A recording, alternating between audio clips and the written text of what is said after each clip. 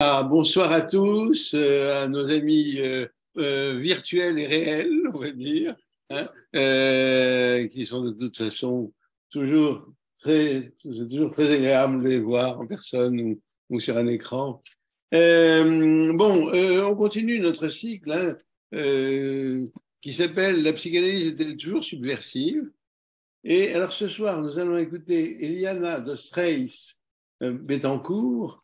En français, ça va donner Dans la valise du migrant, terre et poussière. Je crois que, si j'ai bien compris, Eliana elle-même est un peu migrante, c'est-à-dire qu'elle se déplace volontiers d'un pays à un autre. Ouais. Là, elle travaille à New York, tout en étant membre d'APOA, mais l'APOA, il y a des gens d'un peu partout, à l'APOA. Donc, voilà. Et elle va nous demander, entre autres, de quoi il s'agit dans l'expérience d'analyse avec des migrants. Je crois qu'elle sera discutée par Maria Ronech et Angela a bien voulu traduire. Est-ce que tout va bien? On peut commencer? Alors, on commence. Merci, Roland.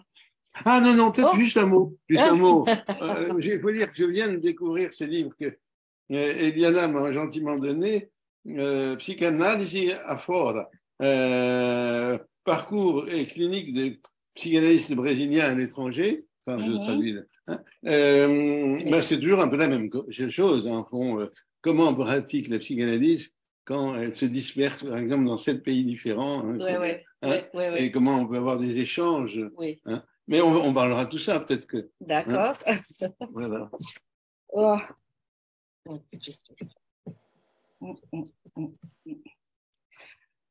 Bonsoir. Je tiens à remercier à la Maison d'Amérique latine et l'invitation du cartel franco-brésilien de psychanalyse d'Ali, à mes amis Maria Roneide Cardoso, Angela Jesuino, Roland Chimama et Luis de Farias, et aux personnes présentes ici.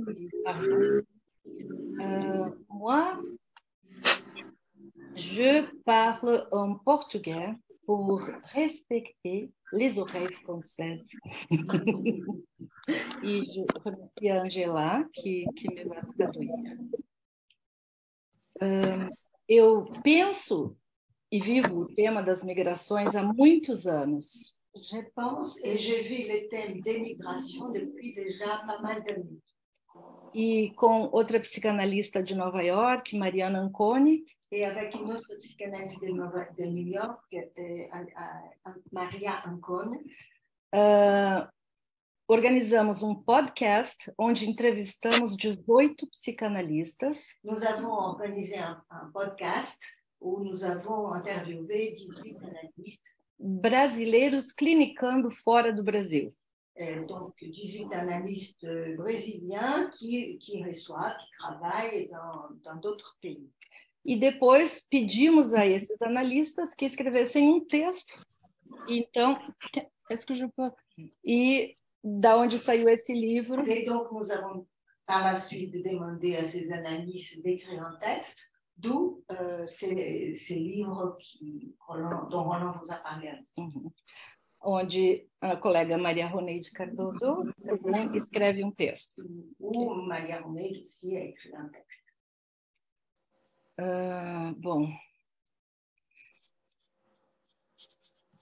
Somos 280 milhões de migrantes no mundo. Nous sommes 280 millions de migrants dans le monde. 4% da população mundial. 4% de la population du monde. Se todos os migrantes formassem um país, seria o terceiro país mais populoso do mundo. Tous les migrants se réunissaient dans un pays, ça serait le troisième pays le plus important. Ah, non, o quarto. Le quatrième. Il faut décider. Le quatrième pays le plus important du monde. D'accord. Destes 280 milhões, destes 280 milhões, quase 80 milhões de pessoas foram deslocadas à força. Presque 80 millions de personnes ont été déplacées par force, forcées. E entre elas, 26 milhões de refugiados. et parmi eux, 26 millions de réfugiés. Claro que esses são os números que eu peguei, né, da ONU, mas talvez a gente nem saiba o número real, né? Évidemment, ce sont des chiffres que j'ai pris auprès de la UN, né? ONU, mais il est possible qu'on ne soit pas Plus. vraiment au courant de chiffres exacts et qu'il y en ait beaucoup plus, évidemment. Nessa conversa com vocês, eu vou focar nos 200 milhões que escolheram sair da terra natal. Et dans cette discussion avec vous, je vais m'intéresser à ces 200 millions qui ont choisi de quitter leur terre natale. Apesar de que os efeitos psíquicos Malgré le fait que les effets psychiques dessas diferentes formas de migração possivelmente se aproximem. donc les effets psychiques de ces différentes formes de migration soient pour finir proches. Alors, por favor, na sala virtual, il faut fermer o micro. É preciso fechar os microfones, porque está tendo interferência no som na sala presencial, por favor. Se eu desativo, se moi, si je désactive Oui, ici, vous pouvez couper le son. Oui, oui. oui. Ah, mon son à moi, d'accord. Il faut vraiment couper. Será que na sala virtual todo mundo fechou o microfone, por favor? Est-ce que dans la salle virtuelle tous les microphones sont fermés, s'il vous plaît? Merci. Merci. Obrigada. Bon, on va continuer. Será que existe um fascínio em mudar de país? Est-ce qu'il y a une espèce de fascination à changer de pays, Trocar de língua? changer de langue, Ser outro ou outra, como disse o poeta? c'est être un autre ou une autre, comme a dit le poète? Elizabeth Bishop, que vocês sabem, viveu no Brasil. Elisabeth Bishop, qui, comme vous savez, a vécu au Brésil, Ela se apaixonou por uma brasileira. elle est tombée amoureuse d'une brésilienne. Numa de suas poesias pergunta: Dans un de ses poèmes, elle pose la question: é falta de imaginação que nos faz vir a lugares imaginados? est-ce que c'est par manque d'imagination que nous arrivons à des endroits imaginés E não simplesmente ficar em casa? et pas simplement rester à la maison? Continente, cidade, país, sociedade. Continent, de ville, de pays, de société. A escolha nunca é ampla e nunca livre. Le choix est jamais énorme et c'est jamais libre. En fait. Deveríamos ter ficado em casa, o que quer que isso seja? Est-ce qu'on aurait dû rester à la maison? Ça que ce soit. Ce que ça soit, ça, ce que ça veut dire, ça. Então, do que se trata ficar em casa ou sair de casa? Alors, de quoi s'agit-il? Rester à la maison ou alors sortir de la maison? Aqui uma experiência pessoal. Alors, ici, une expérience personnelle. Como muitas pessoas do sul do Brasil, comme beaucoup de personnes du sud du Brésil, a primeira vez que eu atravessei uma fronteira, la première fois que je traversais une frontière, foi para ir ao Uruguai. C'était pour aller au Uruguai. Fim dos anos 60, plena ditadura militar. C'était à la fin des années 60, en pleine dictature militaire. Com minha família, atravessamos a fronteira de carro. Avec ma famille, nous avons traversé la frontière en voiture. Eu, assustada, perguntei. Et moi, un peu apeurée, j'ai posé la question.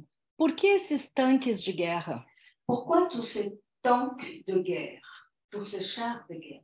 Ao que os meus pais responderam, estamos entrando em outro país. C'est à quoi mes parents m'ont répondu, nous sommes en train de rentrer dans un autre pays. Ali começou minha pergunta, o que é outro país? Et là, ma question a démarré, qu'est-ce que c'est qu'un autre pays? Je crois que j'étais 10 ans. Desculpa. Não, mas seria. Acho que já imaginei que uma fronteira Donc, je pense que j'avais déjà imaginé qu'une frontière Era uma espécie de túnel de Alice no País das Maravilhas, C'était une espèce de tunnel d'Alice au pays des merveilles que me levaria ao desconhecido e inapreensível. qui m'amènerait à ce qui était méconnu et pas appréhendable. E não é que eu estava certa. Et peut-être que j'avais raison. Desde lá, as fronteiras não desapareceram. Et à partir de ce moment-là, les frontières n'ont pas disparu. Pelo contrário, cada vez mais as fronteiras Bien au contraire, chaque fois plus les frontières se protegeram de tanques de guerra, mesmo que invisíveis. se sont protégées avec des chars de guerre, quoique invisibles. Marielle Massé, c'est une française, Marielle Massé, usa belo conceito, forma país. elle utilise un beau concept, forme pays. Lembrando que, em suas bordas externas, En rappelant que dans ce bord extérieur, aonde o país vai embora rumo a outro lugar, où le pays s'en va vers un autre lieu, mas também aonde ele resiste ir embora, mais là aussi où il résiste de s'en aller, a estrangeirizar-se, a alterar-se. à devenir étranger, à se modifier, à s'altérer. Diversidade bem real dos efeitos de fronteira, Diversité bien réelle des effets de frontières, os efeitos de bordas. les effets de bord. Enfim, bordas inevitáveis dos países, dos sujeitos. Enfin, le bord inévitable des pays, des sujets. Em que momento nós, migrantes, decidimos deixar tudo para trás? À quel moment, nous, les migrants, on décide de laisser tout derrière nous? Sair de casa e enfrentar o novo. Quitter la maison et affronter le nouveau. Desconhecido e talvez impossível. Méconnu et peut-être impossible. Em que momento arriscamos desbordar? À quel moment nous risquons un débordé? D'un débordé, il y a le bord. Hein? Traverser le bord ou trapasser le bord. Migrar significa reescrever o que desde o nascimento Migrer, ça signifie réécrire ce que dès la naissance foi se acumulando em nosso balaio da experiência do mundo. s'est accumulé dans notre panier d'expérience du monde. Quando partimos toda a trama dos vários fios que formam a frase. Quand nous partons, tous les fils divers qui forment la phrase. Esta é minha cidade, se desfaz. Par exemple, celle-ci, c'est ma ville, ces fils se défont. O lugar de origem se inscreve e reinscreve no sujeito. Les lieux d'origine s'inscrivent et se réinscrivent dans le sujet. Como enredo formado de sons. Comme une trame formée de sons. Cheiros, paisagens. Des odeurs, des paysages. Texturas, temperos e silêncios. Des textures, des assaisonnements et des silences. Todos esses elementos minuciosamente embalados por nossa língua materna. Tous ces éléments minutieusement empaquetés, enveloppés par notre langue maternelle. A trama se desfaz não significa que desapareça. La trame se défait, mais ça ne signifie pas que cela disparaisse. Os caminhos simbólicos da nossa terra grudaram na pele. Les chemins symboliques de notre terre se sont collés à notre peau. De maneiras diferenciadas para cada sujeito. De façon diverse, différenciée pour chaque sujet. Serão nossa bússola para a construção desse próximo mapa. Ils seront notre boussole pour la construction de cette nouvelle carte. O deslocamento da terra natal. Les déplacements de la terre natale. Produz também as fantasias de encontro com novo. Produit aussi les fantasmes d'encontre d'un nouveau, de rencontrer un nouveau.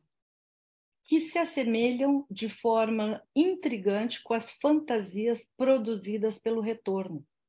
Qui se rassemblent d'une façon très curieuse au fantasme qui est autour du retour, como podemos ler em Ulisses, comme on peut lire dans Ulysse, ou o desejo de retorno àquela mesma terra.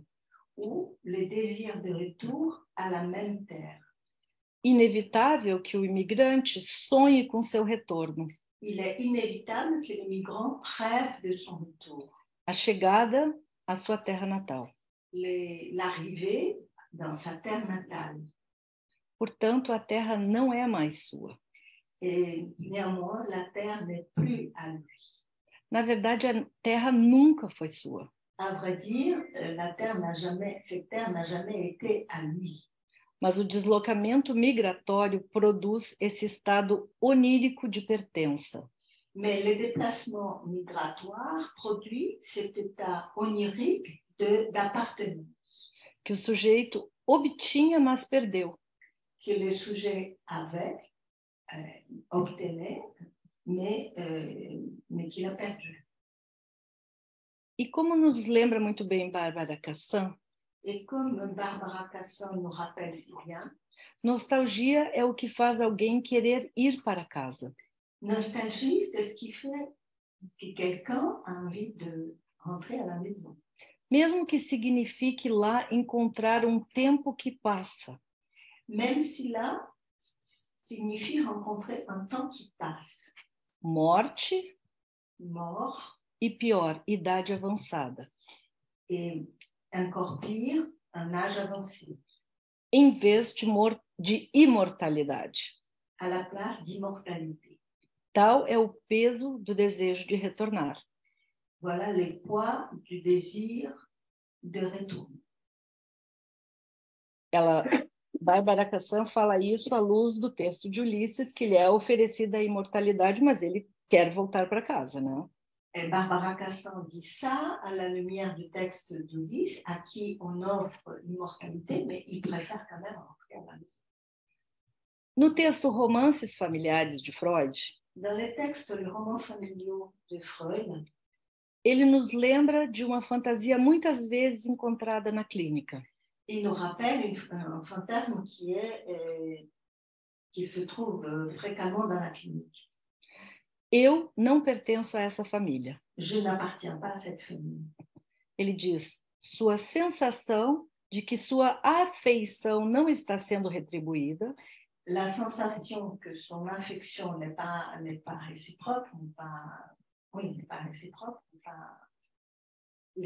ne reçoit pas en retour l'affection qu'il donne. Encontra abrigo na ideia. Rencontre abri dans l'idée. De que é uma criança adotada. Qu'il s'agit d'un enfant adopté. Ou de que o pai ou a mãe não passam de um padrasto ou de uma madrasta. Ou que le père ou la mère sont en effet des belles-mères ou des beaux-pères.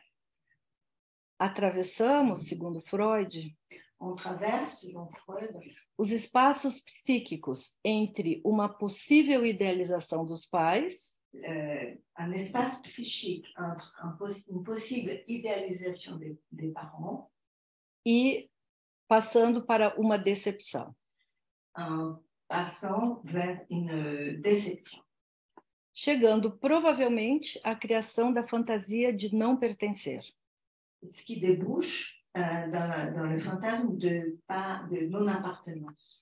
De não fazer parte daquele grupo nuclear que tão pouco tem a oferecer. Et de ne pas faire partie de ces noyaux, de ce groupe qui a un noyau, qui a tellement peu de choses à offrir. Esta seria, então, a tentativa de engendrar novos significantes. Ce serait alors la tentative d'essayer d'engendrer de nouveaux signifiants. Na sua cadeia de pertenças. Dans sa chaîne d'appartenance. Pais mais inteligentes, mais belos, mais ricos e bem-sucedidos. Des parents plus intelligents, beaux et qui ont mieux réussi. Enfim, o devaneio requer pais mais bem-nascidos e de melhor linhagem. En fait, la rêverie pense à des parents mieux nés et avec une lignée meilleure, ascendance meilleure. Então, eu vou me permitir seguir essa proposta freudiana e a fantasia de encontrar novos pais. Donc, je vais me permettre de suivre Fantasia. fantasme freudien et l'idée de retrouver de nouveaux parents. Mais ainda que existe uma última oportunidade Mais il existe encore une dernière opportunité de tentar burlar a castração, d'essayer de tromper la castration, de passer outre, caso se descubra uma nova e mais valorosa filiação. dans le cas où on puisse découvrir une nouvelle et une nouvelle filiation qui ait plus de valeur. Uma nova filiação que jogue o sujeito de volta Une filiation qui remette le sujet aos tempos em que os pais de origem eram perfeitos qui remette les sujets au temps où les parents d'origine étaient parfaits e o paraíso ainda não se perdera. et les paradis n'étaient pas encore perdus. Será que quando decidimos ou ainda sonhamos em mudar de país, Peut-être que quand on décide, c'est une question, est-ce que quand on décide de quitter le pays ou quand on rêve de quitter le pays, et ici je ne sais pas comment on va faire la traduction parce que tu m'aides, existe essa busca por país ou pais que cumpriram... Il y a cette recherche de parents et des pays. La question, c'est qu'en portugais, il y a une homophonie entre pais, les parents, et país, les pays. Donc, il joue avec cette homophonie. Que então cumpririam a função dos pais aristocratas de Freud. Qui alors, il pourrait accomplir la fonction des parents aristocrates de Freud. E aqui um nó a mais se apresenta. Et ici, il y a un nouveau nœud qui se présente. Assim que pisamos em novas terras, Dès qu'on marche sur de nouvelles terres, somos visitantes numa casa que nunca nos convidou. nous sommes des visiteurs dans une maison qui n'ont jamais invité. Aqui, o impossível de migrar segue se inscrevendo. Et ici, l'impossible de migrer continue à s'écrire. Michel Agier, ao falar de migrantes, diz o seguinte. Michel Agier, en parlant des migrants, dit ceci. C'est aussi en français. Eles são o contrário do que somos. Ils sont le contraire de ce que nous sommes nous. Eles têm o contrário do que temos. Ils ont l'inverse de ce que nous avons. Eles são o outro que temos necessidade. Ils sont l'autre dont nous avons besoin. Leio essa frase como uma verdadeira objetificação do ser migrante. Je lis cette phrase comme une véritable objectalisation de l'être migrant. Como resistir ou aderir a isso? Comment résister ou adhérer à cela? Como pertencer ou não pertencer desde a posição de migrante? Comment appartenir ou ne pas appartenir depuis la position du migrant? Como pergunta Charles Melman, Comme Charles Melman pose la question. Qual é a natureza desse objeto faltante? Quelle est la nature de cet objet manquant? Que poderia religar duas culturas, qui pourrait relier deux cultures, dois países, deux pays e duas histórias. Et deux histoires. Trata-se de uma perda real. Il s'agit d'une perte réelle. Trata-se, aqui eu digo. Il s'agit, donc c'est moi qui affirme ça. Desse interdito. Interdito. Il s'agit de, donc là c'est Yana qui dit, il s'agit de ces interdits, mais interdit, dit entre. Hein. Intradito. Interdit. Entre falas. Entre paroles. Entre culturas. Entre cultures. Entre bordas. Entre bords. Eu descubro a psicanálise muito cedo, aos 19 anos. J'ai découvert la psychanalyse très tôt, à l'âge de 19 ans. No segundo ano da minha imigração, Au deuxième année de mon immigration, eu mudei para Boston e morei lá por 7 anos. j'ai déménagé à Boston et j'ai vécu là-bas 7 ans. Eu ainda não clinicava nos Estados Unidos, Et je ne travaillais pas encore aux États-Unis como psicóloga, sim? comme psychologue. Ou psicanalista, je sais pas. E sentia uma extrema angústia de ter perdido tudo. Et j'avais une terrible angoisse d'avoir tout perdu. Andava pelas ruas buscando algo que eu não sabia ainda o que seria. Je marchais dans les rues à la recherche de quelque chose que je ne savais pas encore ce que c'était. Na porta de uma linda casa vitoriana, eu li a palavra psychoanalysis. Sous la porte d'une très belle maison victorienne, j'ai lu le mot psychanalyse Em inglês. Literalmente, eu bati na porta. et littéralement, je frappais à la porte. Era uma escola que ensinava uma psicanálise meio diferente da que eu conhecia. C'était une école qui enseignait une psychanalyse un peu différente de celle que je connaissais. Mas falávamos uma língua comum. Mais on parlait une langue commune. E o mapa de navegação era o mesmo. Et la carte de navigation était la même. Chamava-se inconsciente. Ça s'appelait l'inconscient. Então, eu pertenci a esse grupo por muitos anos. Et alors, j'ai appartenu à ces groupes pendant plusieurs années. Esbravejava e sofria por não poder expressar melhor. Je râlais et je souffrais de ne pas pouvoir mieux exprimer, Nessa nova língua, o que eu entendia por psicanálise. de pouvoir exprimer dans cette nouvelle langue ce que moi je comprenais ou j'entendais comme psychanalyse. Que era bem diferente do que eles entendiam. Qui était vraiment différent de comment eux, ils entendaient ça. Era uma pertença frágil e imaginária, C'était une appartenance fragile et imaginaire, mas que me permitia pensar que pertencia. mais que me permettait de penser que j'appartenais. Produzia-se uma nova falta, novo túnel de Alice. Là, il se produisait un nouveau manque, un nouveau tunnel d'Alice. Que criava perguntas e pensamentos. Qui créait des questions et des pensées. Talvez eu queira explicar por que eu uso tanto Alice e lembrar as pessoas do que se trata. Et je voudrais peut-être expliquer pourquoi je me réfère tellement à Alice au Pays des Merveilles et de dire un mot ce dont il s'agit. Se vocês lembram, quando ela está descendo o túnel, Si vous vous souvenez, quand elle est en train de descendre le tunnel, ela se pergunta, mas que país será esse? Para onde eu vou? elle se pose la question, mais quel pays c'est? Où est-ce que je suis en train d'aller? Talvez eu pergunte para alguém, é a Nova Zelândia? Et peut-être je vais demander à quelqu'un, est-ce la Nouvelle-Zélande? E daí Alice se diz, não, vão achar que eu sou muito burra. Alors Alice répond, non, on va penser que je suis trop bête.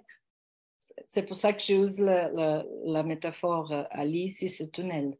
C'est pour ça que É por isso que eu uso a metáfora da Alice e o túnel.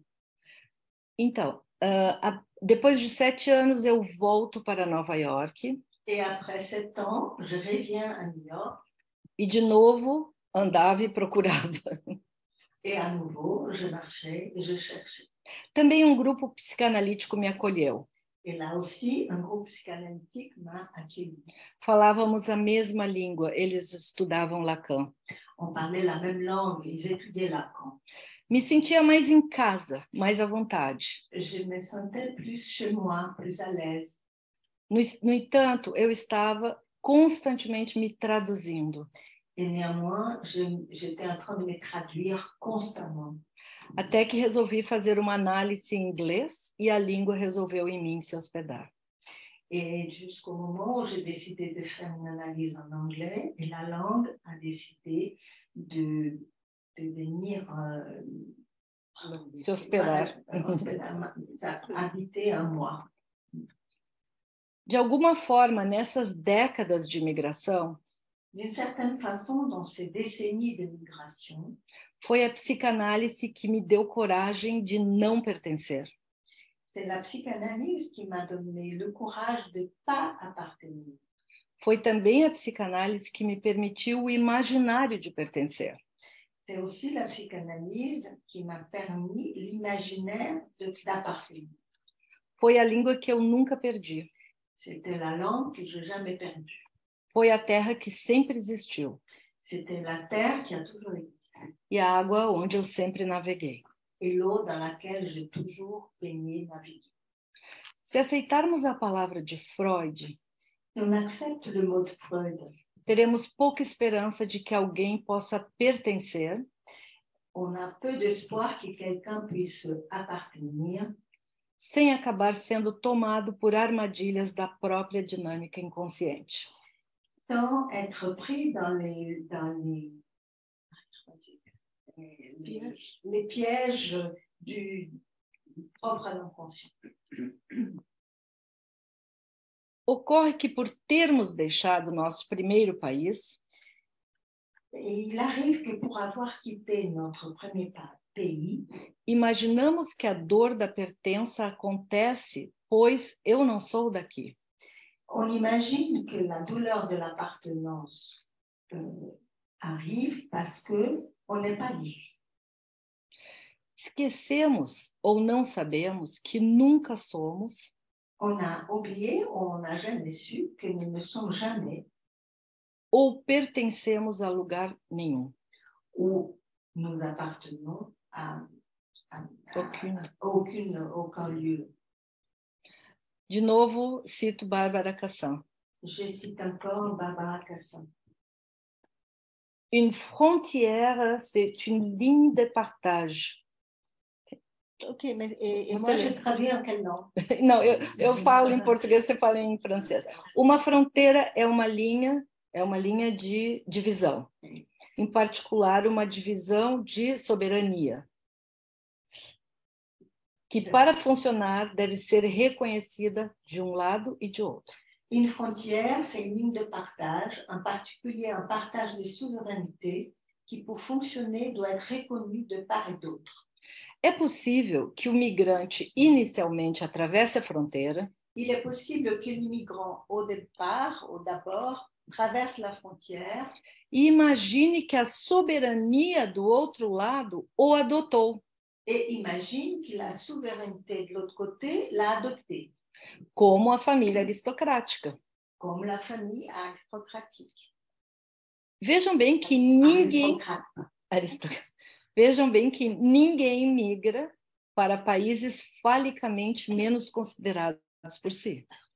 Il faut remarquer que personne migre vers des pays phalliquement bien moins considérés pour Soi-même. soi-même, pour la personne qui migre. Bem, a soberania do outro lado ainda não te acolheu. Ou alors, la souveraineté de l'autre côté ne vous a pas encore accueilli. E talvez nunca o faça. Et peut-être ne le fera jamais. Sua estadia no interrègne pode persistir. Son séjour dans l'interrègne peut persister, peut continuer.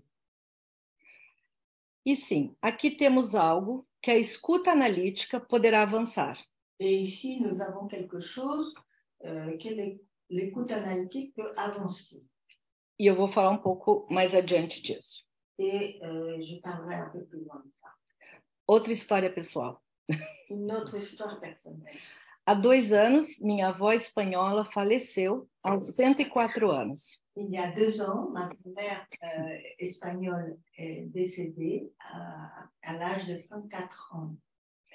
Ela atravessou o oceano da Europa para o Brasil aos 14 anos. Elle a traversé l'océan de l'Europe vers le Brésil à l'âge de 14 ans. Só voltou a visitar a sua terra natal aos 70 anos. Elle est revenue à sa terre natale seulement à l'âge de 70 ans. Durante os últimos 10 anos de sua vida, a única língua utilizada era o espanhol. Et pendant les 10 dernières années de sa vie, la seule langue qu'elle parlait, c'était l'espagnol. Sua mãe morreu quando estavam no Brasil há pouco tempo. Sa mère est morte quand elle était au Brésil, depuis peu. E o seu pai casou com uma senhora brasileira. Et son père s'est marié avec une dame brésilienne. E proibiu o uso do espanhol na casa. Et a interdit l'utilisation de l'espagnol à la maison. No fim da vida, a língua materna retorna. À la fin de la vie, la langue maternelle revient. Com a força do retorno do reprimido. Avec la force du retour de l'enfant. O interessante é perceber que o encontro com o que teria se desgarrado Ce qui est intéressant, c'est de s'apercevoir que la rencontre avec ce qui aurait été détaché pode voltar no real peut revenir dans le réel. E ali o eu, outra vez, se revestiu com o manto da língua materna. Et là, une nouvelle fois, le moi s'est revêtu avec le manteau de la langue maternelle. Poderíamos fazer uma hipótese de que o subversivo On pourrait faire l'hypothèse que ce qui est subversif, que nos aborda le subversif que nous aborde na migração lors de la migration, seria encontrar-se mais uma vez com o inexplicável do vazio. ça serait de se rencontrer encore une fois avec l'inexpliqué, ce qui n'est pas explicable du vide. Deparar-se com a perda da língua materna Se rencontrer avec la perte de la langue maternelle, pedir entrada na nova língua demander d'entrer dans la nouvelle langue e mais uma vez ser barrado. et encore une fois être barré. Numa poesia de Ana Martins Marques, Dans un poème de Ana Martins, ela diz: elle disait: fazer as malas é tarefa impossível. faire les valises, c'est une tâche impossible. Aquele que ainda não partiu tem que colocar na mala aquilo de que precisará aquele que vai chegar. Bon. Ok. Aquele que ainda não partiu, Celui qui n'est pas encore parti doit mettre dans la valise aquilo de que precisará ce qu'il aura besoin. aquele que vai chegar. Ce qui aura besoin, c'est lui qui va arriver. A terra prometida a La terre promise à un será entregue a outro. La terre promise à l'un sera donnée à l'autre. A passagem comprada por será usada por outro. Les billets achetés par l'un sera utilisé par l'autre. E do seu próprio álbum de família, Et de son propre album de famille, olharão para ele parentes de outra pessoa. vont regarder par la famille d'autres personnes, par des parents d'autres personnes. Quem está de partida, Celui qui est en train de partir arruma a mala de desconhecido. fait les valises d'un méconnu. Creio que nenhum de nós que fez essa passagem, Je crois qu'aucun d'entre nous qui a fait ce passage, de um país ao outro, de uma língua a outra, d'un pays à l'autre, d'une langue à l'autre, sabia que outro ali nos visitaria. savait qu'un autre là allait nous rendre visite. O encontro com esse desconhecido para quem fizemos as malas La rencontre avec ces méconnus pour qui nous avons fait les valises produz novas voltas significantes, produit de nouveaux tours signifiants, com as quais não estamos psiquicamente organizados para lidar. On n'est pas organisé psychiquement pour faire avec ces nouveaux tours signifiants. Somos analistas, no meu caso, estrangeiros. Nous sommes des analystes en ce qui me concerne étrangers, escutando o estrangeiro que surge, en train d'écouter l'étranger qui surgit, e insiste em cada um de nós. qui surgit et qui insiste en chacun d'entre nous. O primeiro estrangeiro é aquele que está do outro lado, Le premier étranger, c'est celui qui est de l'autre côté, faz nossas fronteiras nacionais, fait de notre frontière nationale. e o segundo é aquele que nos habita, que nos inquieta. Et le deuxième, c'est celui qui nous habite et qui nous inquiète. O fascínio do migrante talvez seja La fascination du migrant, c'est peut-être a possibilidade de uma reconstrução la possibilité d'une reconstruction através do caminho, à travers le chemin, pelas bordas, par le bord, escorregar nos buracos, glisser par le trou, voltar às bordas retourner vers le bord e assim seguir. et suivre comme ça. Ocorre que não escaparemos do estatuto de visitantes permanentes. Et il arrive que on n'échappe pas au statut de visitant permanent. Estaremos sempre de visita e buscando essa falsa pertença. Nous sommes toujours en visite et tout en cherchant cette appartenance. Falsa. Cette fausse appartenance. Sempre ouvindo a pergunta: de onde você é? Toujours en train d'écouter la même question, d'où tu viens. Mesmo que eu esteja na esquina do meu apartamento em Nova York. Então, même si je suis au coin de la rue de mon appartement à New York. Pergunta que sempre nos coloca para fora. C'est une question qui nous met toujours dehors. Sempre te coloca minimamente como refugiado, o que fugiu de novo. Não sei o que dá para fazer. Oui, ça nous met toujours à cette place de réfugié, c'est-à-dire celui qui a pris la fuite à nouveau. C'est aussi un jeu de mots que le mot en portugais permet. Como aquele que se equilibra nas bordas desta nova língua. Comme celui qui joue qui vient s'équilibrer, faire le jeu de l'équilibriste sur le bord de cette nouvelle langue. C'est joli comme image. No seminário da angústia, Lacan diz: Dans le séminaire de l'angoisse, Lacan dit ceci: o homem encontra sua casa num ponto situado no outro. L'homme, il trouve sa maison à un point qui est situé dans l'autre. Para além da imagem de que somos feitos. Au-delà de l'image dont nous sommes faits. Esse lugar representa a ausência em que estamos. Ces lieux représentent l'absence dans laquelle nous sommes. Aqui, muito próximo à minha conclusão. Ici, mais je vais bientôt conclure. Me atrevo a dividir com vocês uma pergunta.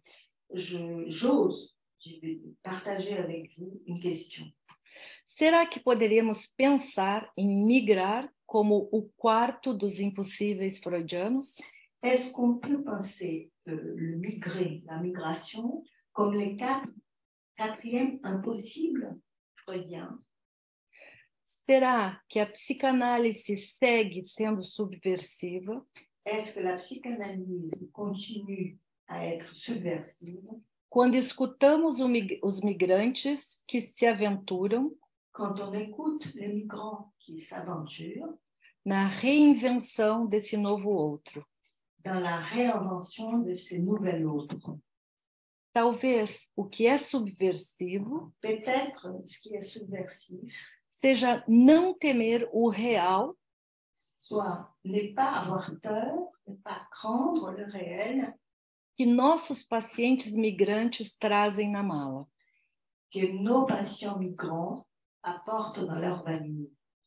Uma vez que o real, une fois que le réel, assim como a terra, tout comme la terre, se espalha como poeira. Se répand comme la poussière. Ele vai constituindo novos traços. Il constitue de nouveaux traits. E deixa pelo caminho as marcas da passagem. et laisse sur le chemin les marques, les traces de son passage. Se pensamos a borda como defesa, Si nous pensons le bord comme une défense, se o analista notar as palavras que quase escapam nessa borda, si l'analyste note les paroles qui presque échappent de ces bords, entre um país e outro, entre un pays et un autre, entre uma língua e outra, entre une langue et une autre, entre uma cultura e outra. entre une culture et une autre, De novo, usa a palavra nesse interrègno, dans ces interrègnes, que é o tempo aonde um país está sem soberano. qui est un temps où un pays n'a pas de souverain. Nessa escuta, o analisante encontrará Dans cette écoute, l'analysant rencontrera a habilidade de saber ali fazer com aquela outra borda sintomática. l'habilité de savoir faire avec un autre bord symptomatique. Que a repetição do vazio que acompanha a migração propõe.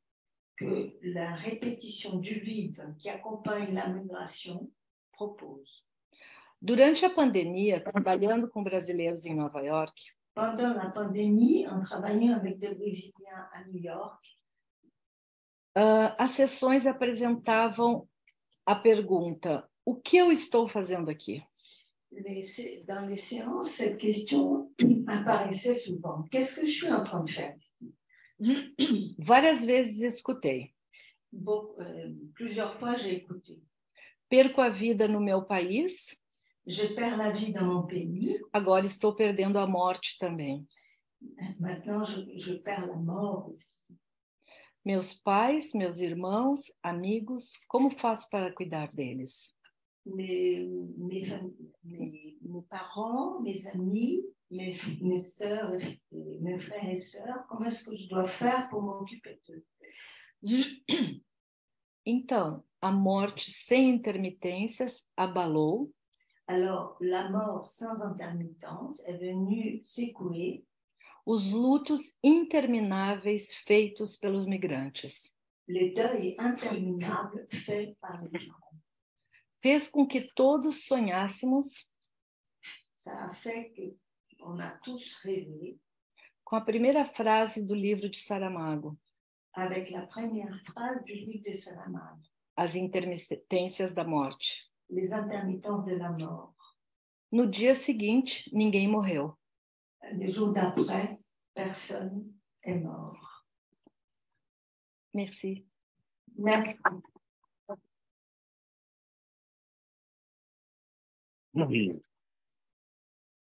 Oui, merci beaucoup. Je dois dire que j'étais très, très touché par cette intervention. D'abord parce que je trouve qu'au-delà de ce qu'elle nous dit, très juste, sur ce qui se passe dans les migrations, elle a un caractère poétique, sans quoi d'ailleurs, avec les Brésiliens, on se tutoie tout de suite. Oui. Comme tu n'aurais pas pu. Voilà, merci. Tu n'aurais pas pu en parler si bien s'il n'y avait pas à chaque moment, comment dirais-je, le choix du mot qui est à la fois juste et qui ouvre là, par exemple, avec de travail sur les mots eux-mêmes, etc. Ça me paraît vraiment très, très bien. Voilà, moi, j'attends plus qu'une chose, c'est qu'il soit publié pour pouvoir le lire en portugais, parce que là, je ne savais plus si je devais l'écouter en portugais. Merci. Si je devais l'écouter en portugais ou en français, j'étais comme ça clivé entre deux langues. Et là, je pourrais le lire tranquillement, merci, en portugais.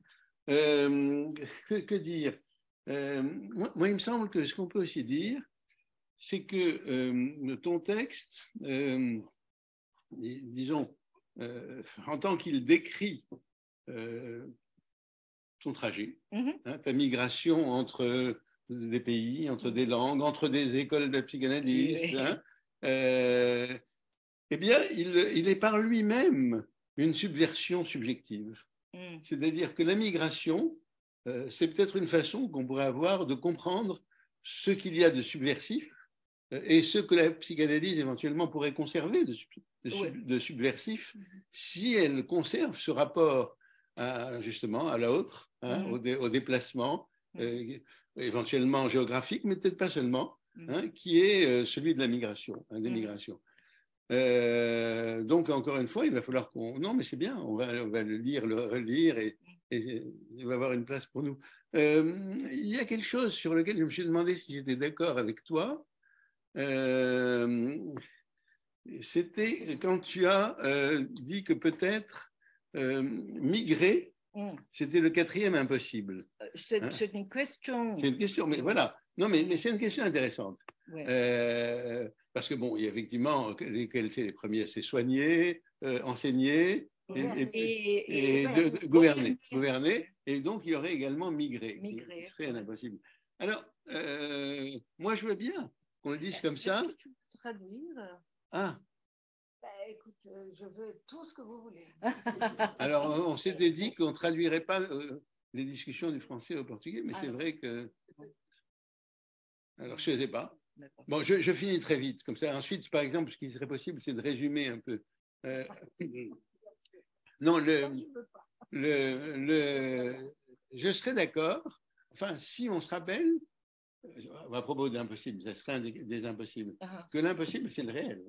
Ah ouais. Hein, c'est-à-dire que c'est un des réels en même temps pour nous. Hein, c'est-à-dire, et un réel, ce que ça m'a fait sentir ton exposé, c'est que c'était un réel bien au-delà des statistiques sur le nombre de gens qui immigrent, hein, parce qu'il n'y a pas que les immigrés repérés comme tels, économiques, politiques, etc. Mais il y a le fait que peut-être que se mettre en face de la question de l'immigration, c'est se mettre en face du fait que même si on ne préfère pas le voir, on l'oublie, etc., mais que nous sommes tous des migrants. C'est-à-dire que d'une certaine façon, on ne tient pas en place. La nature du sujet humain, c'est qu'il ne tient pas en place, il ne peut pas rester à la maison. Hein. Mais, de temps en temps, il s'abrite un peu, hein, il a besoin de repos, etc. Mais fondamentalement, il y a non volta par casa, hein, non vo par casa, non vo, etc. Hein, fondamentalement, il y a cette position du sujet humain, hein, qui est que ce qui me définit comme sujet, c'est justement cette migration où je suis entre, je sais pas, des discours que j'ai entendus, des symptômes qui ont été ceux qui m'ont marqué, et puis des choses nouvelles, des nouveaux discours, des nouveaux symptômes, hein, des échanges nouveaux.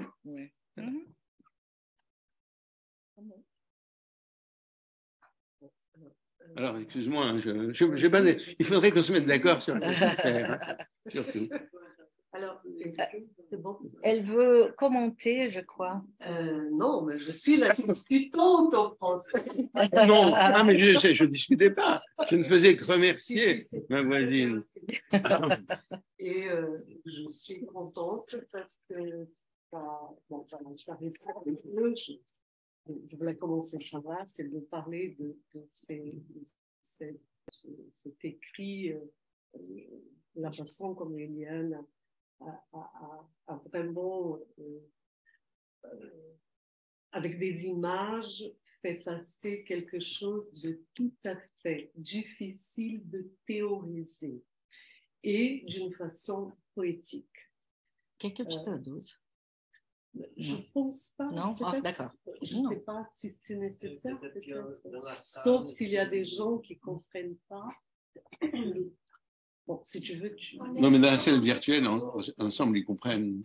Bon, alors, donc, bon, alors, il y a ce côté politique qui est très beau, mais moi, je pense qu'il y a quelque chose de très important que j'ai pris du temps à comprendre. Et il me semble qu'il est là, et c'est là-dessus que je voulais t'interroger, parce que nous avons déjà discuté sur le fait que on dit que les analyses se ressemblent, par exemple, pour des gens qui ont quitté, pour les gens qui ont quitté ou pas quitté un pays, en fait, c'est la même analyse. Et Et je pense que ce travail d'Eliane permet de saisir une chose qui est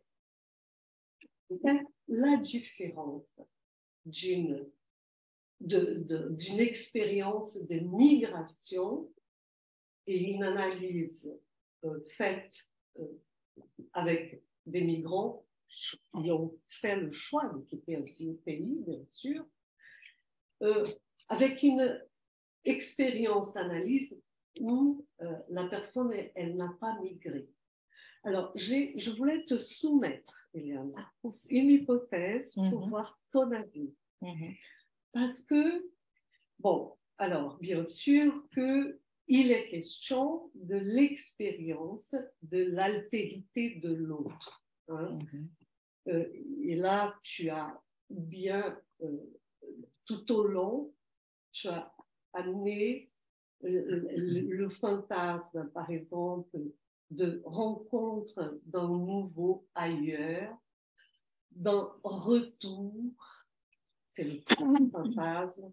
Le deuxième, le fantasme de non-appartenance, mais d'appartenir.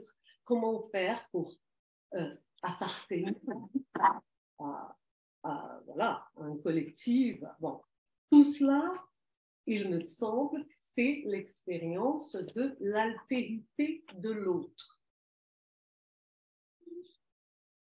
Mais Eliane a parlé d'une chose qui est pas tout à fait ça, qui est la question de l'interrègne.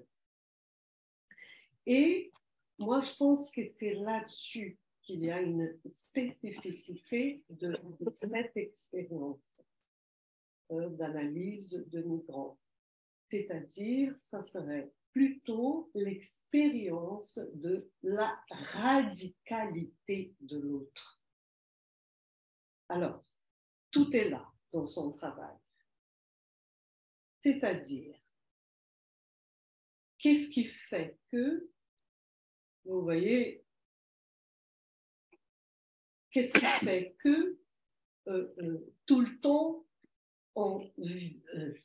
quelque chose vient dire que non, d'où tu viens, tu n'es pas de là. Ou, vous voyez, je voudrais, parce que nous avons parlé, et Eliane s'est rappelé d'un conte brésilien de Guimarães Rosa, qui est génial, qui est A Terceira Margem do Rio. Ah ouais. Donc, c'est la troisième rive du fleuve. C'est-à-dire, alors, brièvement, c'est un père qui quitte sa famille et va sur cette rive, sur cette rivière, et passe toute sa vie là, dans ce entre la vie et la mort, on dirait, parce qu'il n'est pas du tout mort, mais il n'est plus du monde des vivants. Vous voyez? Alors, c'est intéressant parce que Eliane même, elle s'est rappelée de ce moment où Trump a pris les enfants des migrants, il les a mis dans une sorte d'interrègne, hein? C'est-à-dire dans ce lieu-là où on n'est plus vivant, on n'appartient plus au pays d'où on vient et on n'appartient pas encore, et peut-être jamais, au pays d'accueil. Donc, alors, mais pourquoi dans l'expérience analytique, il y a, et quand est-ce qu'il y a le problème?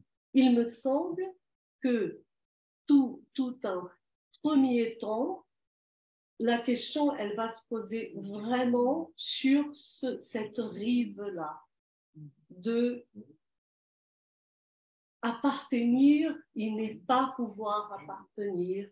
Alors, est-ce que c'est de cela dont tu parles, de cette radicalité-là,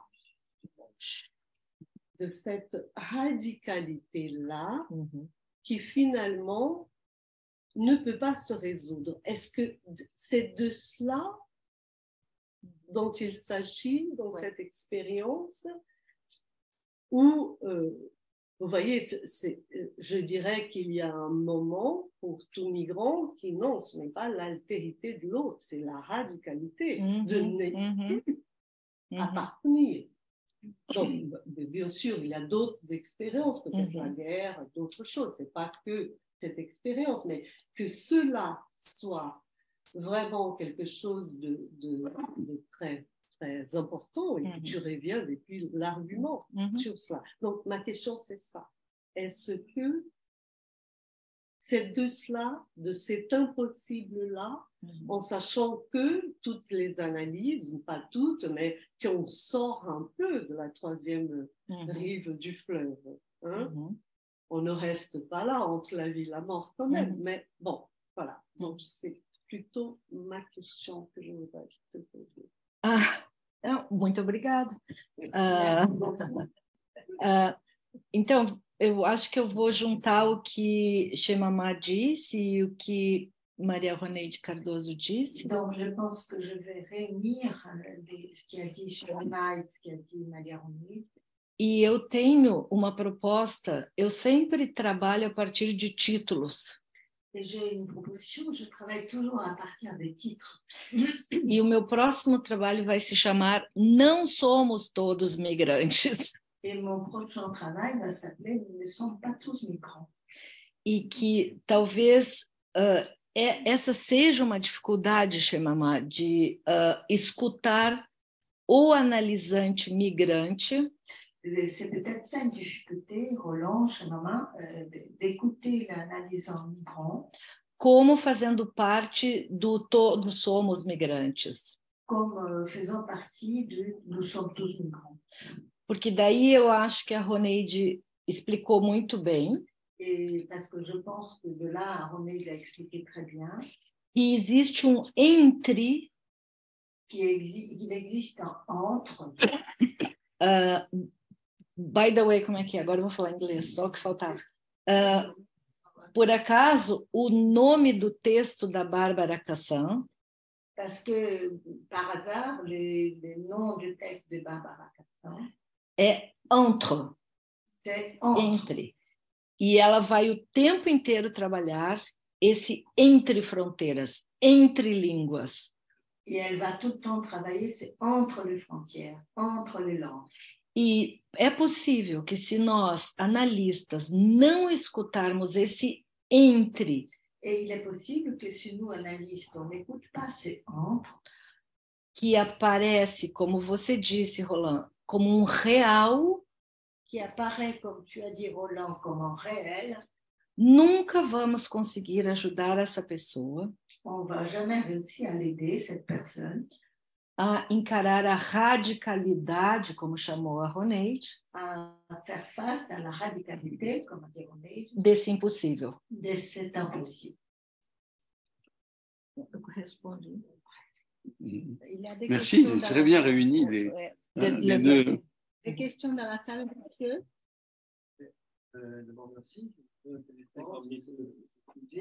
Attendez, parce que sinon les gens n'écoutent pas. Alors, il y a le micro. C'est bon. Merci pour cette réflexion et ce que ça nous apporte à chacun. La première chose, c'est vous faites beaucoup référence à Alice au Pays des Merveilles et vous rappelez le moment où elle est dans le tunnel. Elle ne sait pas où elle va. Est-ce que le migrant, lui, sait où il va? La première chose. Voilà. C'est la question parce que je crois que c'est le sujet là. S'il sait où il va, où il veut aller, ou vers quoi il veut aller, déjà, le sujet est intéressant. La deuxième chose que je voulais faire comme remarque, c'est que vous avez parlé de Paul d'aristocrate. Je ne crois pas qu'il a été la famille aristocrate, je crois que c'était des bourgeois, peut-être. Mais il utilise le mot aristocrate. Oui, oui. Même lui se trompe parce que ce n'est pas possible qu'il soit aristocrate. Enfin, la troisième chose que je voulais vous dire, qui m'a fait réfléchir, c'est parce que vous avez dit, on est tous des migrants. Je crois qu'on parle, nous ici, là, vraiment celui qui change de langue, j'ai l'impression, parce que celui qui vient de Lyon, celui qui venait des colonies françaises, celui qui... Bon, il est migrant, mais il y a quand même déjà la facilité de la langue. Donc j'ai l'impression ici qu'on parle beaucoup du changement de langue. Voilà, et ça me paraissait important de signer. Obrigada. Merci beaucoup.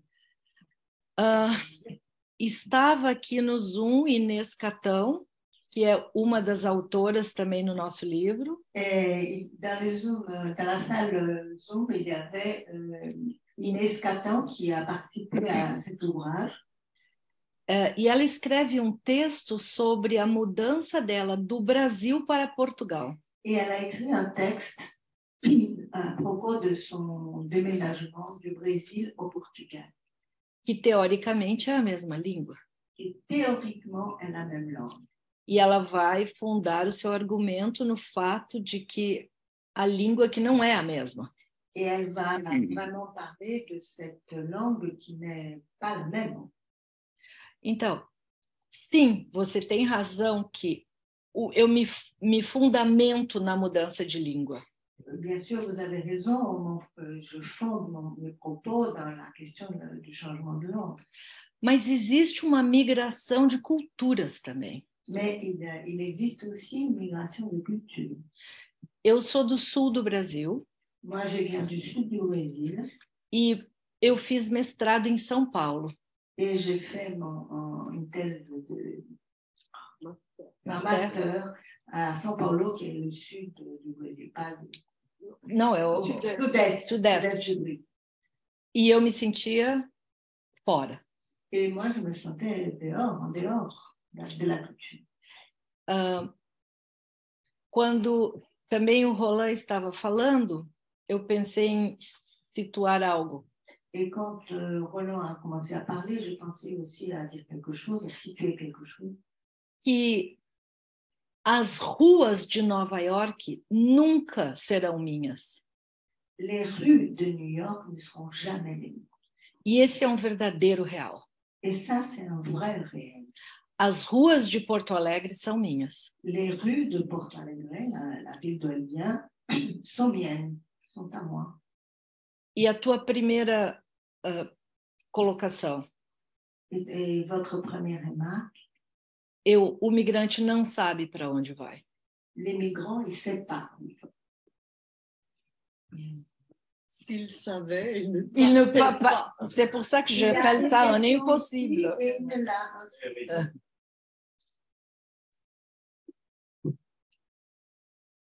Obrigada, Diana. Muito bonito. Merci. Vamos mostrar a Tatiana é da Bahia. Vamos ver se a gente mostra ela lá. Alors, j'étais très sensible à cette question de entre, hein, parce que c'est une question qui aussi nous travaille, la question de entre-deux, hein, qui me semble qui est un véritable lieu, hein, un véritable topos, hein, il a, j'irais un peu à contre-courant sous cette notion-là de l'impossible, parce qu'il me semble que c'est bien dans cet entre-deux qui un possible va s'écrire. Hein, que c'est à partir de là que quelque chose, je veux dire que les sujets à trouver, comme dirait Lacan, une ère de métaphores, hein, un lieu de jeu, un lieu un espace d'air, hein, où il n'est plus soumis dans ce qu'il laisse, parce que s'il quitte, c'est qu'il est l'impossible, c'est là où il a quitté. L'irréel, il est là où il a laissé, d'une certaine façon. Hein, donc je dirais que cet entre-deux, c'est un lieu d'invention, hein, et qu'on n'a pas besoin justement d'appartenir. Je veux dire, en tant qu'immigrant dans les lieux, là, des pays ou dans l'autre langue, hein, tu disais quelque chose qui était très joli, et je dis à partir du moment que la langue m'a habité, hein, parce que je pense que ça suffit de ça. Hein, je veux dire, c'est une question même. Isso foi a Roneide que disse no texto dela, eu acho, não? Ou no teu podcast. Je crois que c'est René qui a dit ça dans le podcast. Je l'ai imité. Mais en tout cas, cette question de la non-appartenance, je crois qu'elle est à garder. Hein? Parce que c'est vrai qu'on n'a pas besoin il s'est fait plaindre, c'est de l'étranger, d'être une étrangère. Peut-être plus facile pour une femme que pour un homme, sans doute. Moi, j'ai cette... Je crois que c'est un lieu à chérir même. Nous sommes des migrants de structure. Oui. Eu quero escrever sobre isso. Voilà. Tatiana, eu te agradeço muito. Je te remercie beaucoup. Porque a questão do entre Parce que la question du entre é exatamente o que eu acho que nós temos que avançar analiticamente. C'est là-dessus que je pense que nous devons avancer analytiquement. Se o analista não escutar Si l'analyste ne peut pas écouter essas palavras que ainda não formam metáfora, ces mots qui ne forment pas encore de métaphore, que eu falei que escorregam pela borda, et glissent par le bord. Essa invenção não vai acontecer. Cette invention ne veut pas se faire. Mais c'est presque qu'il l'un des deux, c'est déjà l'invention. C'est déjà un lieu sans Oui. C'est dans ce sens que c'est déjà... Non, c'est-à-dire qu'il entre deux, il me semble qu'il y a déjà un signifiant qui représente un sujet là. Mas daí nós teríamos que trabalhar com as comunidades que nunca saíram do entre. Eu concordo com você. Et là, on devrait travailler avec les communautés qui n'ont jamais sorti du entre. Donc, je suis d'accord. Donc, ils ne sont pas rentrés dans l'entre, c'est-à-dire qu'ils sont restés dans la communauté. Peut-être, oui. Donc, ils ne sont pas dans les entre. Je crois que quand on rentre dans les entre, ça fait déjà lieu, ça fait déjà métaphore. Après, effectivement, il y a quelqu'un qui peut être dans un autre pays sans avoir quitté son pays. Tatiana, no conto do Guimarães, dans le conte de Guimarães Rosa, lembra que o filho leva comida para o pai? Le fils, il amène de la nourriture au père. Até o dia que convencem ele a sair dali. Jusqu'au jour où on le convainc de sortir de là. Eu concordo que é um topos, o entre. Je suis d'accord avec toi que c'est un topos, l'entre. Mas a gente tem que deixar algo morrer. Mais c'est vrai qu'il faut laisser quelque chose mourir. Parar de dar comida para o pai. C'est-à-dire arrêter de nourrir le père. Joli comme image.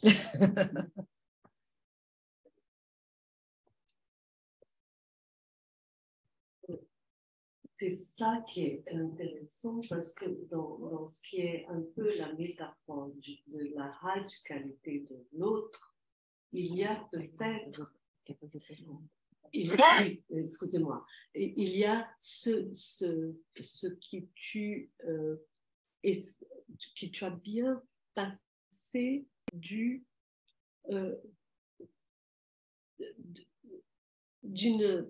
chose qui en fait elle n'est pas autant réinvention que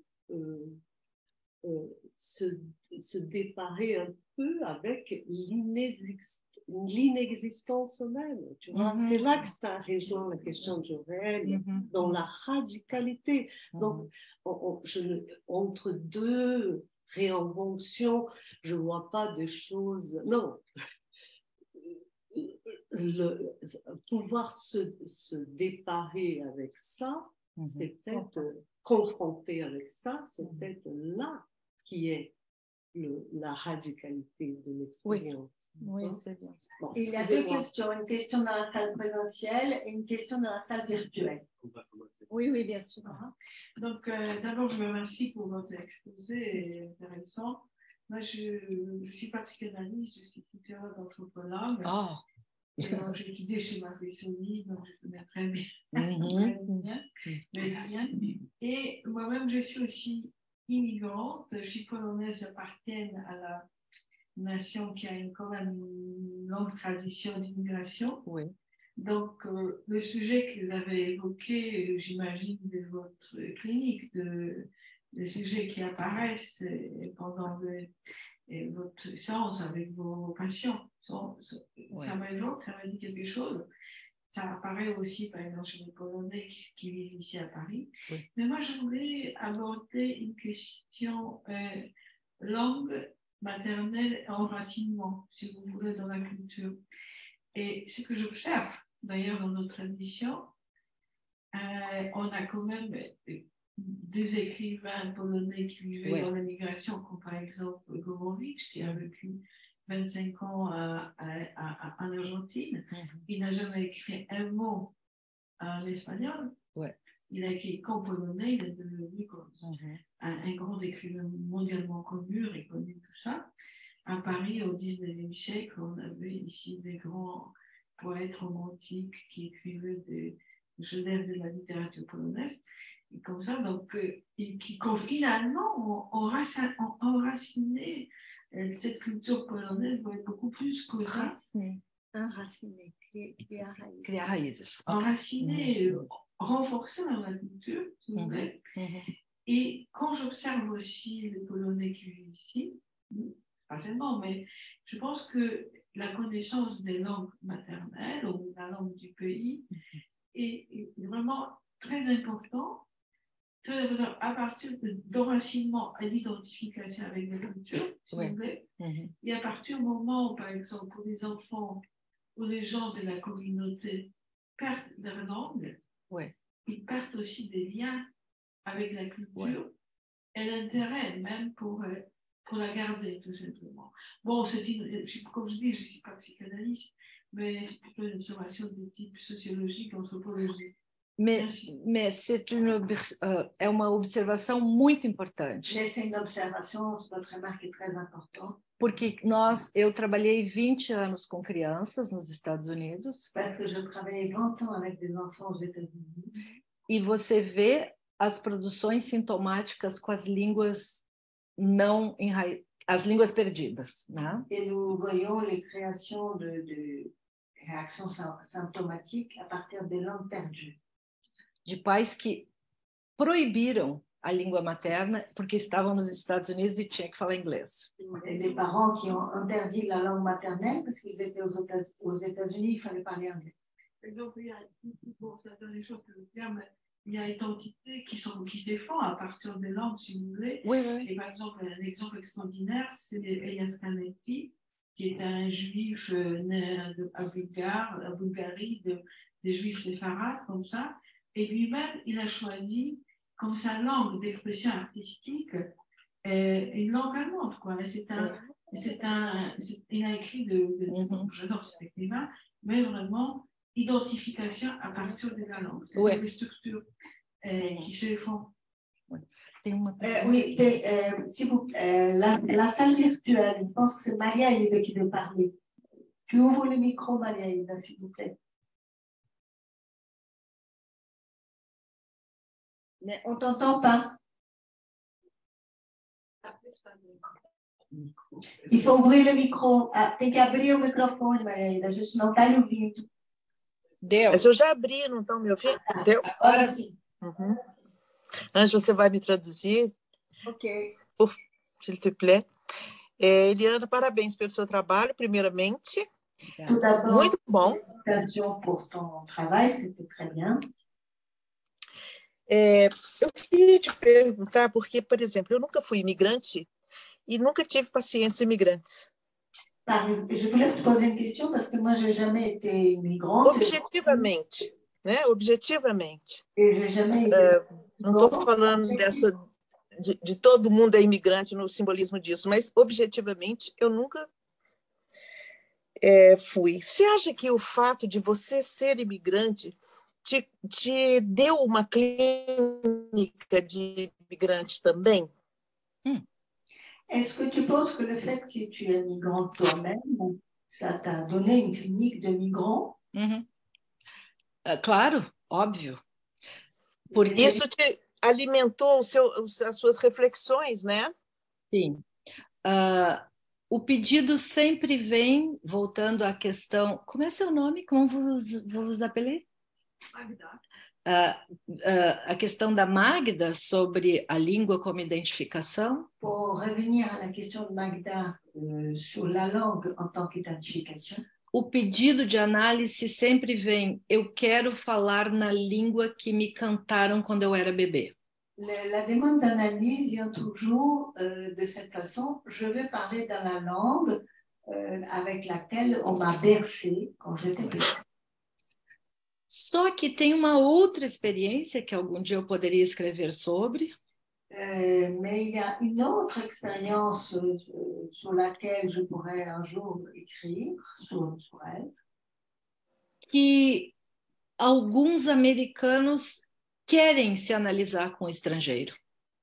Que quelques Américains veulent s'analyser avec des étrangers. E o que eles dizem é que eu escuto coisas que alguém da língua deles não escuta. Et ce qu'ils disent, c'est que moi j'écoute Interessante. que quelqu'un de leur langue n'écoute pas, n'entend pas. Obrigada. Si je peux me permettre aussi de dire quelque chose, parce qu'il y a dans la clinique depuis grand, j'en ai quand même un petit peu, je crois. C'est intéressant de voir à quel moment le passage dans la langue du pays où ça se passe, l'analyse est possible ou souhaitable. Parce que c'est aussi un outil de travail, les changements de langue. Et j'ai des expériences très intéressantes dans l'introduction du changement de langue, par exemple du portugais au français, qu'est-ce que ça produit. Et il y a aussi la question de quand il y a, par exemple, quelqu'un qui me parle en portugais, à un moment donné, il a un mot qui vient en français. En français, oui. Donc tout ça, c'est des indications précieuses. Mais est-ce que tu as les patients qui ont changé de portugais au français en analyse? Bien sûr. Moi, je pense ça. Y compris avec mon indication. Et ça produit des choses très intéressantes. Moi, je veux faire ça. C'est pas tout le monde, hein, c'est au cas par cas, mais il y a des situations où ça produit des effets très importants. Moi, y compris dans cet entre-deux. Parce que je pense qu'il y a les cas, par exemple, j'en ai quelques-uns là, qui la langue française n'est pas leur langue d'origine, n'est pas la mienne. Donc, on parle, l'analyse démarre dans une langue qui n'est ni la mienne, ni la tienne. Là, c'est quelque chose. Hein, c'est pas, hein. D'ailleurs, je l'ai demandé récemment une dame comme ça qui est venue. Je lui ai dit, mais pourquoi alors vous avez choisi, parce qu'elle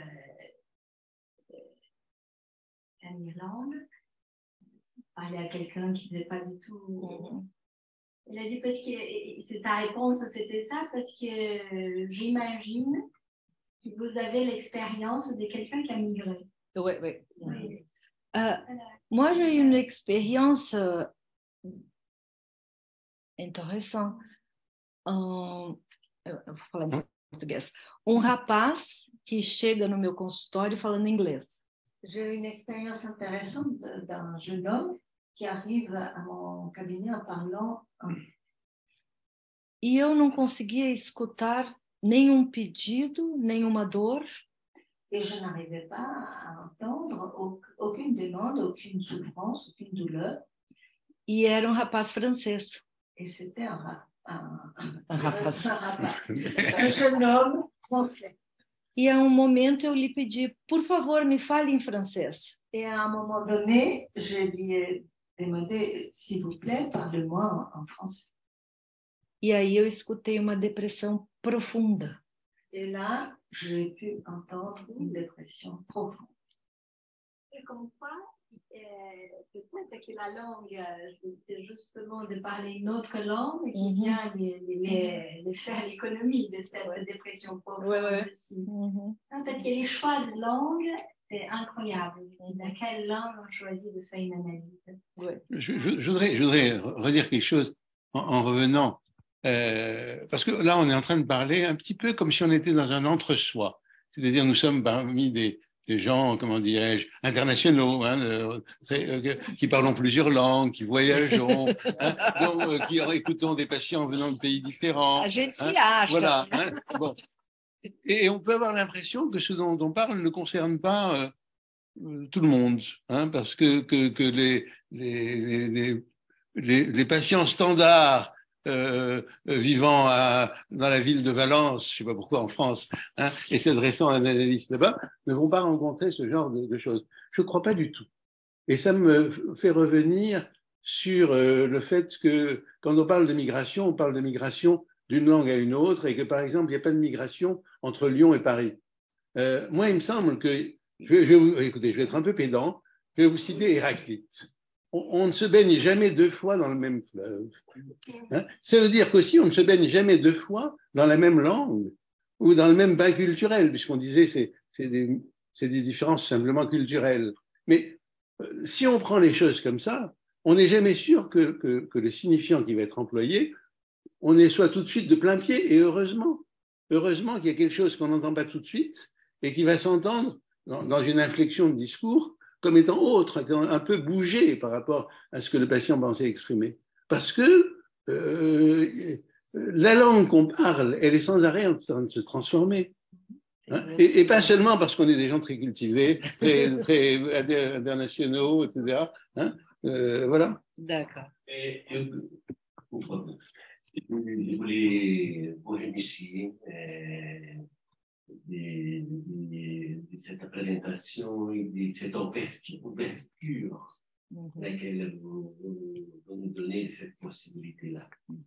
Mais bon, j'ai simplement une petite illustration parce que vous avez aussi donné plusieurs exemples personnels. J'ai eu une expérience qui, aujourd'hui, ça m'a beaucoup marqué.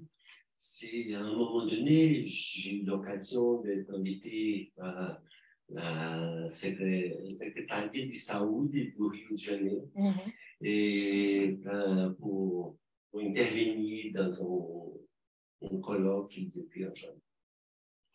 Et donc, j'ai fait ma petite présentation, etc. La fin, comme d'habitude, les gens très bien remerciés. Bon. Et quelqu'un s'approchait de moi et m'a dit, écoutez, je vous félicite parce que votre portugais n'est pas... moi, mais en français, regardez bien le français, j'ai bien un accent.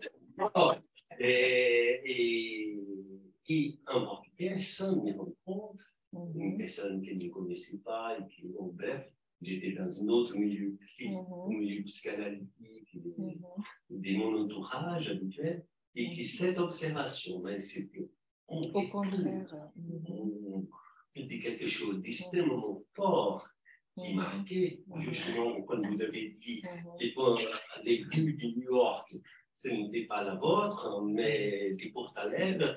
Aujourd'hui, je me demande si des rues des Recife, c'est encore la mienne. Ça c'est une autre. Attendez, alors, il y a plusieurs mains là. Dans la salle virtuelle, il faut quand même qu'on laisse la... Clément Guilanton. Non, c'est plutôt non, là. Hein? Non, mais il était. Ah bon, ah oui, d'accord. Clément. Oui, bonjour. Bonsoir. Merci beaucoup pour vos interventions. J'avais quelques questions. Ça m'a beaucoup intéressé ce que vous dites par rapport au changement de langue et aux effets de ce changement de langue, mais vous intervenez, vous élaborez cette question à partir d'un changement de frontière où vous parlez de bord. Et moi, je suis et je parle breton, j'ai été élevé en breton, vous voyez. Et en Bretagne, il y a il n'y a pas de frontière, il y a la langue française et la langue bretonne, et les deux, en fait, se mélangent pas.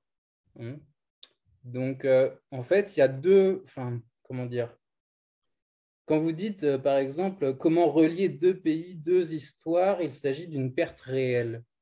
Là, en fait, deux langues, évidemment, ne se rejoignent pas mais à la limite, il est possible de le penser à partir d'un espace, d'un même espace. Par exemple, on parle brésilien au Brésil, on parle anglais en Angleterre, etc. Et le bord réel, la frontière réelle, permet finalement à ces deux langues d'avoir un espace.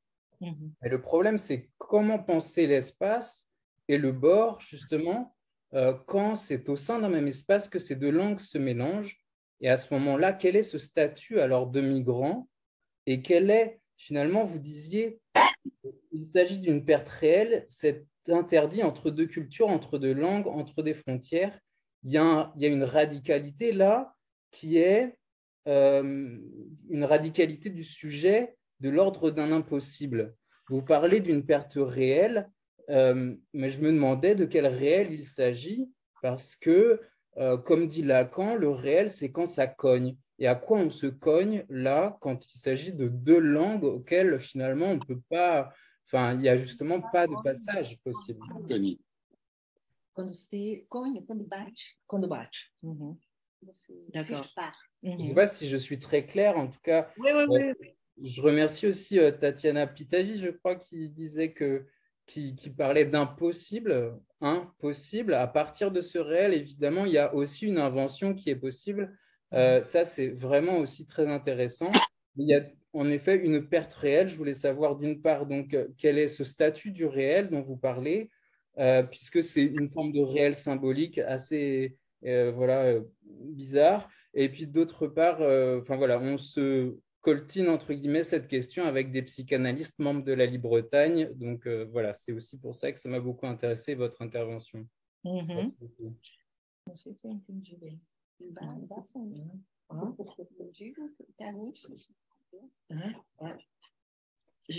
demande peut-être je résume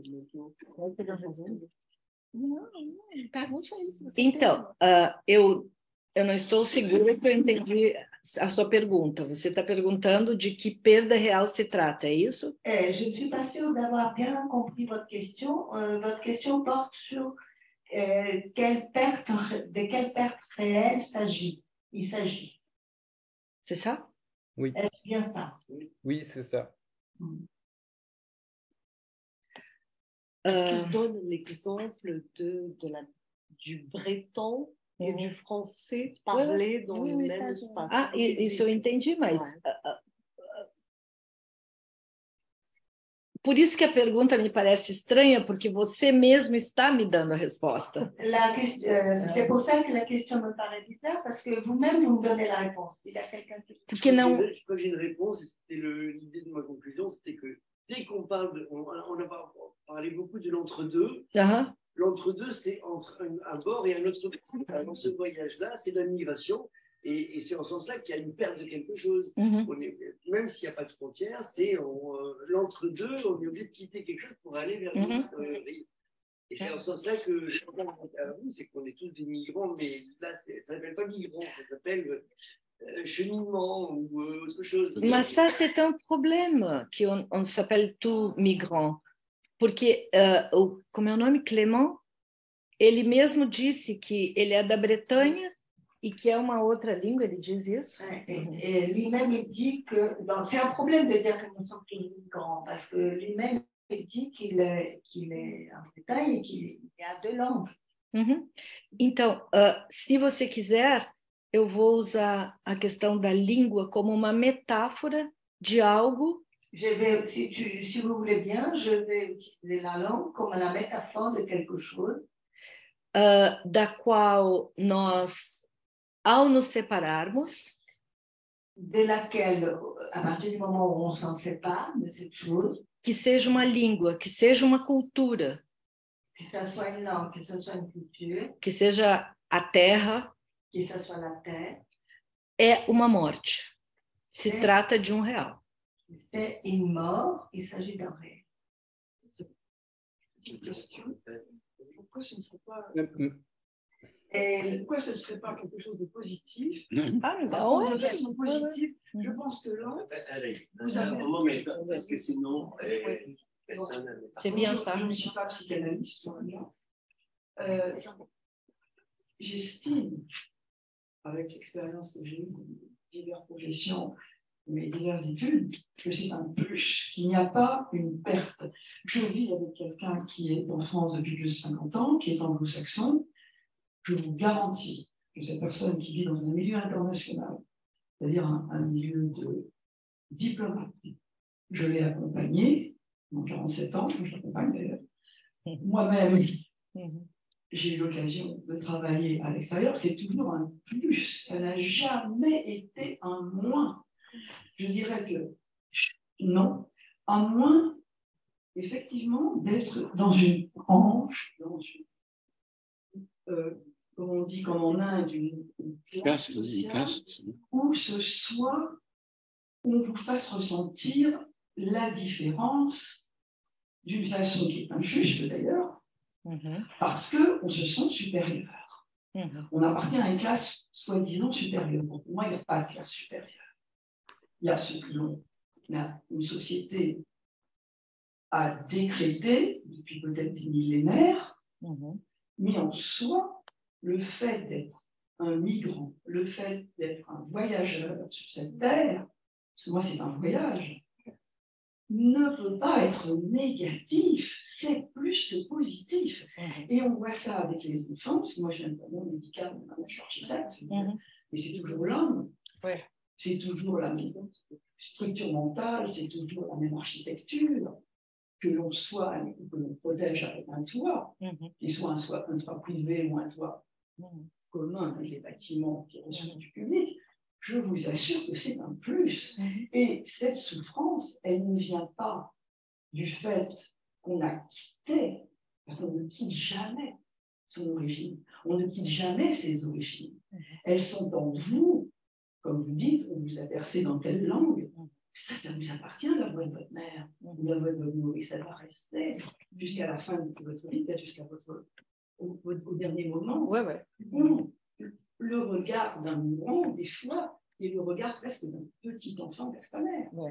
Si vous avez tenu la main de votre mère quand elle mourait, ou votre père, ou votre grand-mère, vous voyez bien que ce lien existe et qu'il n'y a pas de choses négatives. Enfin, de mon point de vue, mais je n'ai pas votre profession. Il y a une question derrière. Je voulais juste, pour aller dans le sens. C'est pour que les collègues puissent entendre aussi. Je suis tout à fait d'accord. Parce que j'étais très frustrée, je suis enseignante, j'ai travaillé beaucoup à l'étranger, 30 ans. Et pour moi, c'est vraiment un plus, quoi, parce que c'est une différence, c'est une richesse pour moi. E c'est un complemento. Mas eu não falei nenhuma vez que era algo negativo. Mais je n'ai pas parlé une seule fois que c'était quelque chose de négatif. Desde o ponto de... A minha ideia é poder dizer algo que os analistas possam escutar. Et mon idée, c'est de dire quelque chose que les analystes puissent écouter. De como escutar essas pessoas no entre. De comment écouter ces personnes qui sont dans le entre. Mais vous parliez de perte, et pour moi, c'est un gain, c'est pas une perte. Mas uma perda é algo que nos acompanha desde a nascença.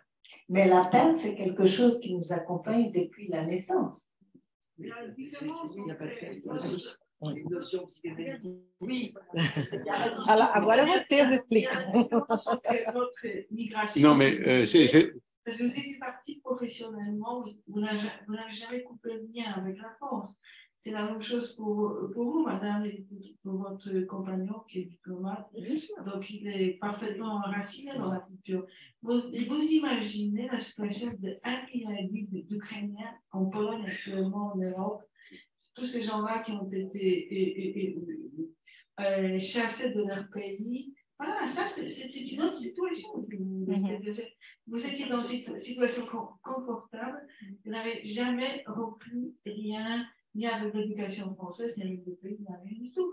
Mais ça, les gens, par exemple, dont vous parlez, ils n'ont pas la possibilité, ils ont rompu, il y avait une décision de rompre pour des raisons politiques, économiques, s'installer ailleurs et vivre autrement.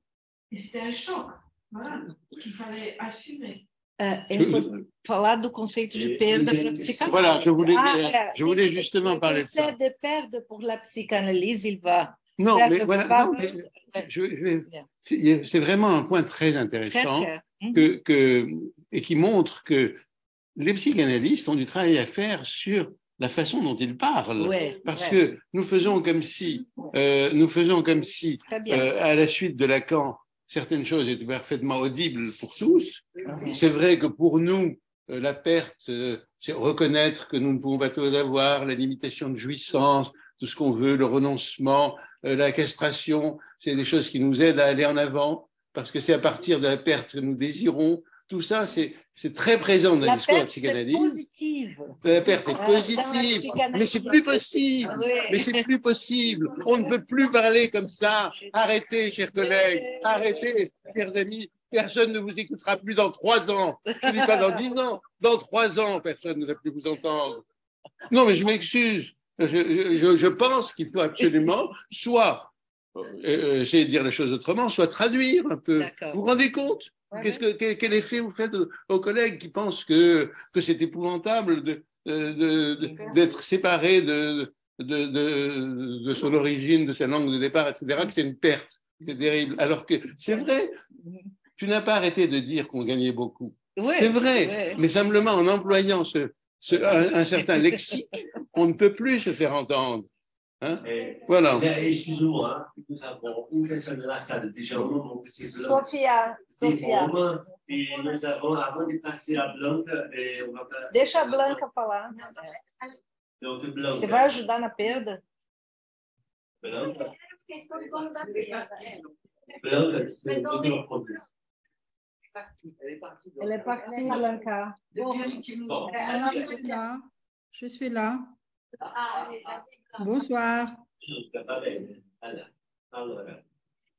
Je suis là. Bonsoir. Mas eu não sei se eu falo em português ou em francês. Gostaria de falar em português. Fala em português.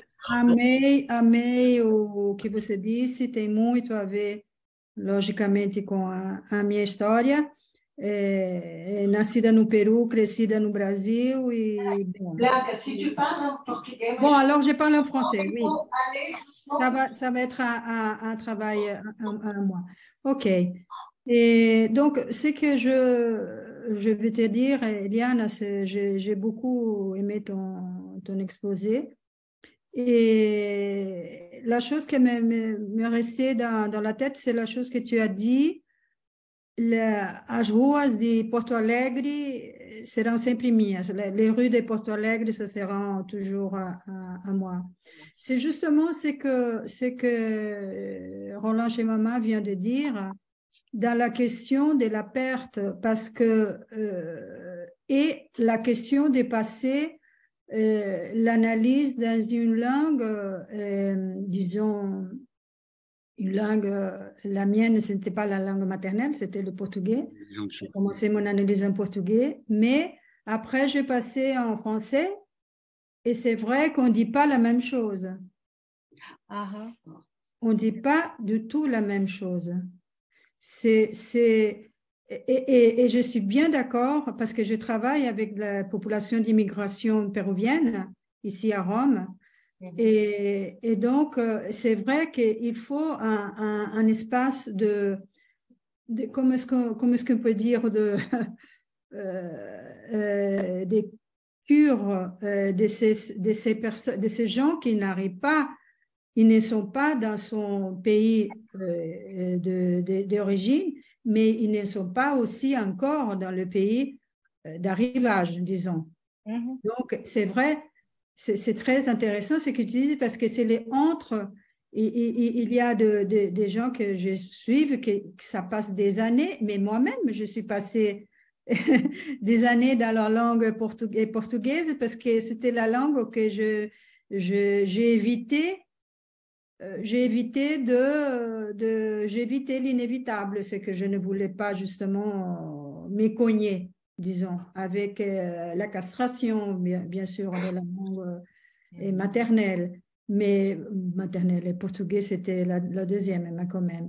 Et donc voilà, c'est la question du passage à la langue du pays. J'étais en France, donc en faisant mon analyse en français, c'était vraiment un autre point très important d'un travail, disons, de commencer la fin d'un travail d'analyse, la fin, le début de la fin, disons, si on peut dire comme ça. Voilà. Une dernière question, parce qu'on est obligé de quitter la salle. Pardon?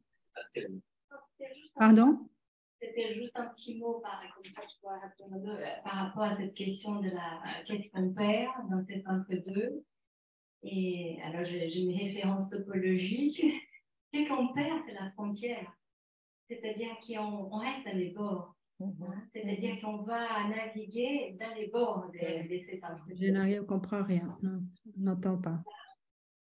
Vous n'entendez pas? Oui. Non. Voilà, c'était juste cette question de ces lieux, je veux dire, c'est un lieu de bord. Ouais. Sim. No que se refere ao que a Blanca falou, Par rapport à ce que Blanca dit, no podcast, nós fizemos uma pergunta. Quand on a fait le podcast, on a posé une question. Em que língua alguém tem que se analisar?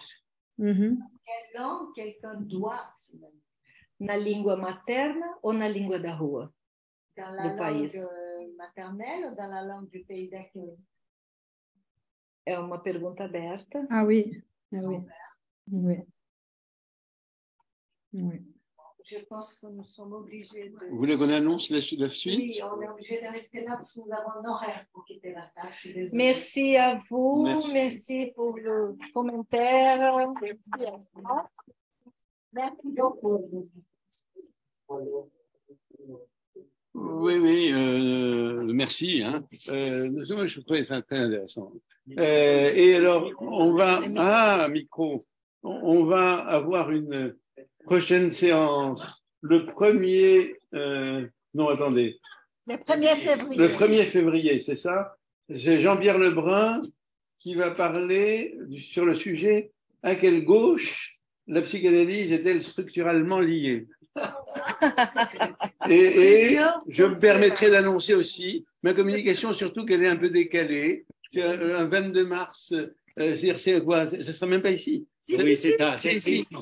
Ah, ici, mais c'est un mercredi. Ah oui, mais alors tout va bien. Donc, ce sera un mercredi 22 mars ici même. Et moi, ça va s'appeler « Quelle subversion ?»